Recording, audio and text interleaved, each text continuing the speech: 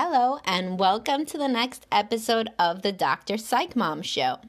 Today, I'm going to be talking about women who are in a relationship where they want more sex than their partner, their male partner. And this isn't what I usually talk about because, as you are aware, if you follow my blog and if you are a person who exists in the world, men usually within long-term relationships have a higher sex drive than their wives. If you do not know that this is what happens, then I refer you to the entire Dr. Psych Mom blog. But in about 1/3 of my cases, of the couples that I work with in my private practice, the woman has a higher sex drive than the man. And this can be even more upsetting in many ways than when the man has a higher sex drive than the woman, because all of popular media suggests that men are always chasing women around the table and begging for sex, and that the identity of an attractive woman is somebody who is pursued by sexually by men. And within a monogamous relationship, the only one who's going to pursue you sexually, if you're looking to be faithful, is your husband. So when your husband does not pursue you for sex, women can feel even more unattractive, more lonely, more abandoned, and really more humiliated than men in the same situation who also feel very bad. But men kind of acknowledge that they are supposed to be the pursuer generally, so they're not expecting usually the woman to be the pursuer. So that's the difference. So when I work with clients in this situation, there first of all, we have to iron out pragmatic reasons why this may be happening. One that is so obvious, but men don't really like to think about it because it's embarrassing, is low testosterone. As people age, their hormonal levels decrease. This happens for women. That's what happens in menopause and before. Perimenopause for women lasts about a decade before actual menopause, which means they start in their 40s with decreased levels of estrogen and progesterone. Now, for men, around the same time, testosterone starts to drop.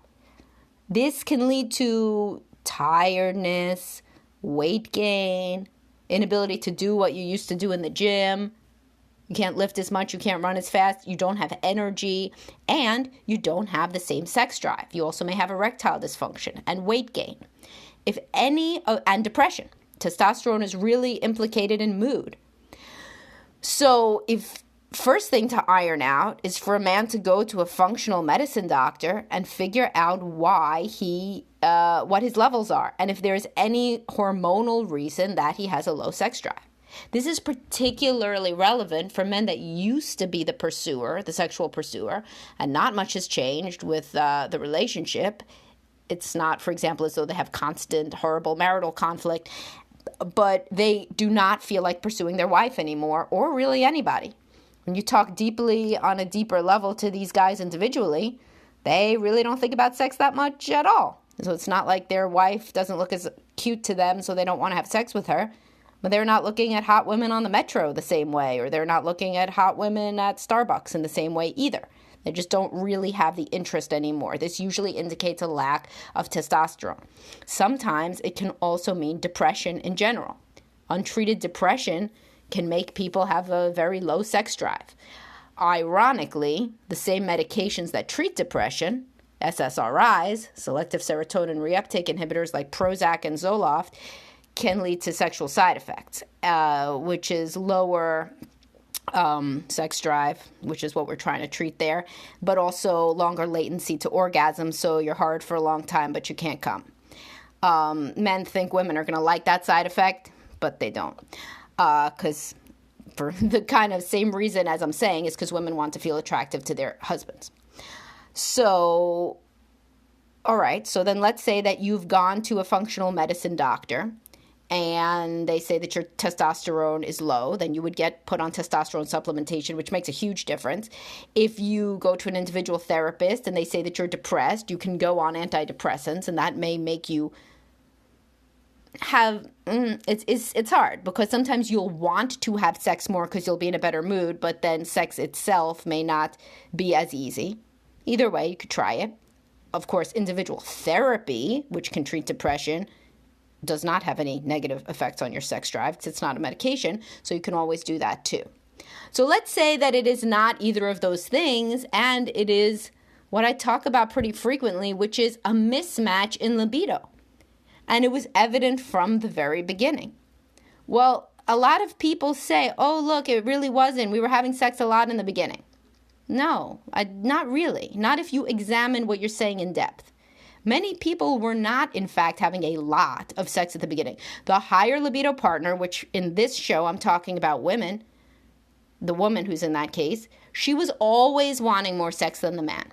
Even when they were dating, she wanted more sex. She just didn't know how to say it, or maybe she thought that she wasn't attractive enough to get it, or maybe she thought he was busy. That's a big one. He's busy. He's tired. When he gets a new job or whatever else, then we're going to be having more sex. Well, spoiler alert, that didn't happen. Or sometimes the man is, in fact, having a lot of sex with the woman at the very beginning because of the adrenaline and the hormonal rush of the honeymoon phase. But even just a couple months into it, he doesn't want sex anymore. He'd rather go to sleep or watch TV or exercise or whatever else. So in these cases, there was a red flag. It wasn't evident from day 1, but it was evident from about day 60, which is not as good, which is not good either, rather. So in these cases, there's usually a libidinal mismatch where one person just has a higher need for sex and usually also physical touch, the love language of physical touch, than her partner.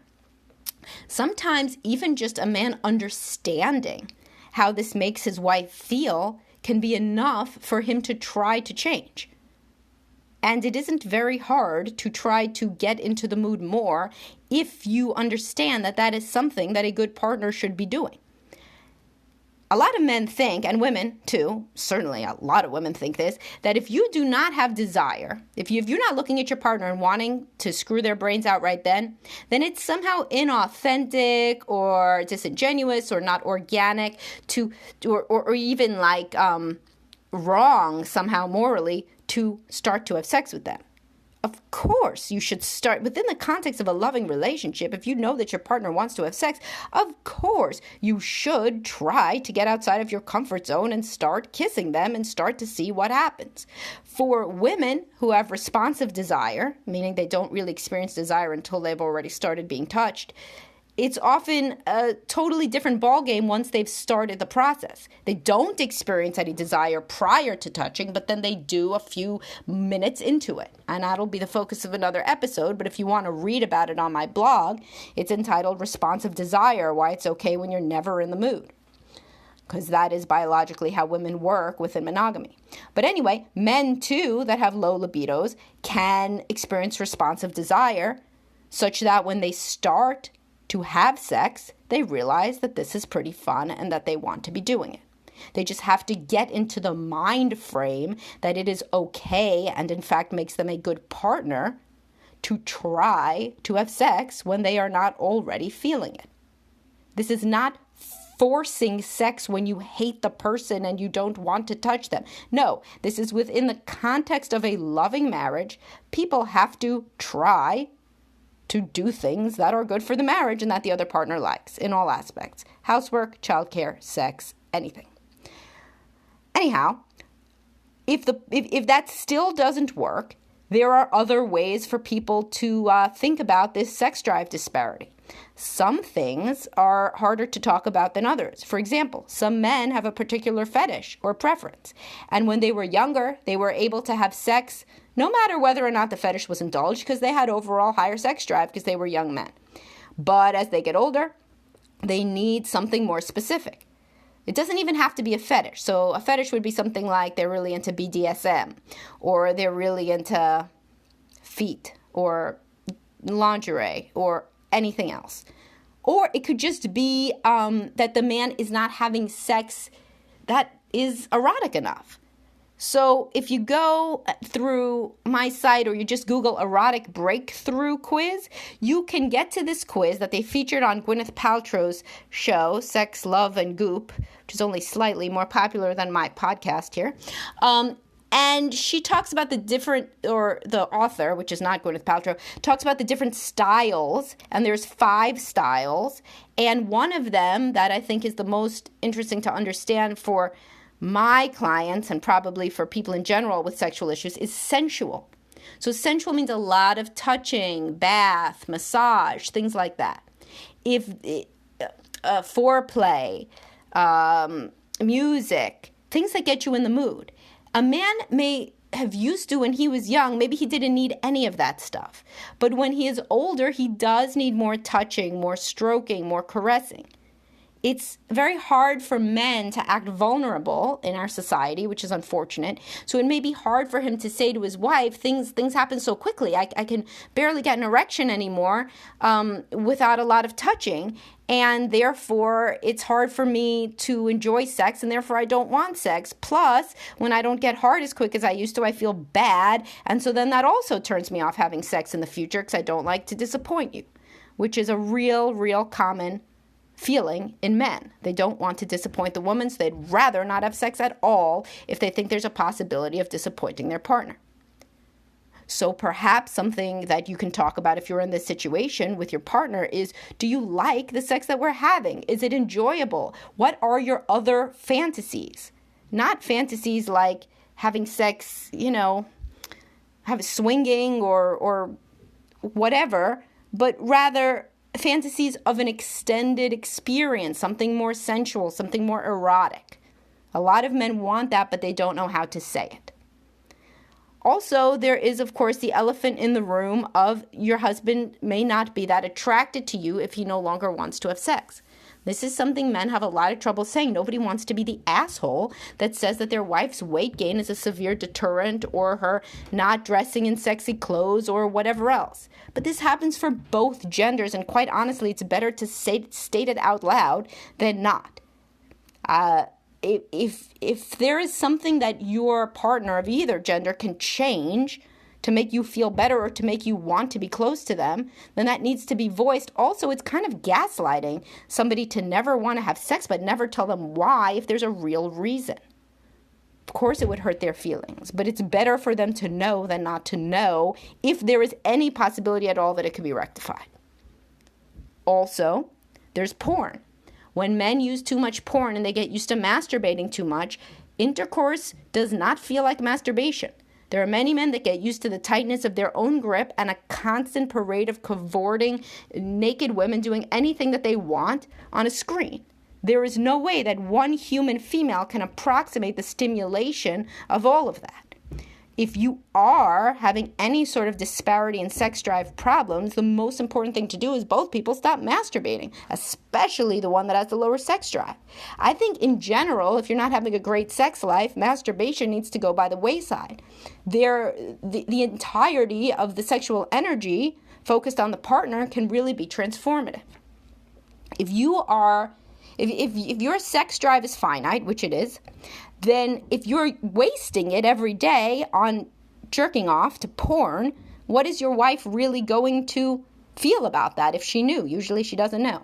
But she would feel, correctly, very upset. And there's a finite resource that she really wants, and instead it's going into another direction. Just stopping masturbating for a week can frequently increase sex drive so much that the person that never initiates sex turns into somebody who does initiate sex. If you struggle with being the woman who wants more sex, or if you're a man that's in this situation where your wife wants more sex, it is essential to talk about these issues and not just let this be a sensitive topic that everybody is too scared to address.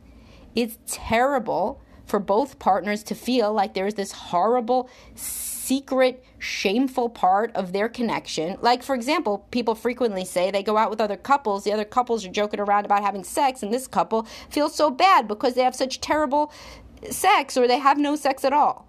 It seems like this horrible secret, and it poisons the closeness in the relationship overall.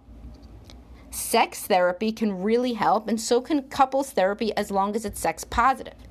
Many couples counselors do not really ask about sex because they're only human. They don't like to talk about it, the same as other people don't like to talk about it. But it is really bad for couples counselors to only focus on emotion and not to focus on sex if sex is any issue. And honestly, I've rarely seen a couple that does not have a sexual issue if they have an emotional issue, and vice versa, at least past the age of being in their 20s. So what I hope that you get from this podcast is the idea from all of my podcasts and blogs that open communication is the key and is really can be transformative. It's the key to a happy marriage. It can transform your relationship, not just sexually, but in terms of feeling close and connected.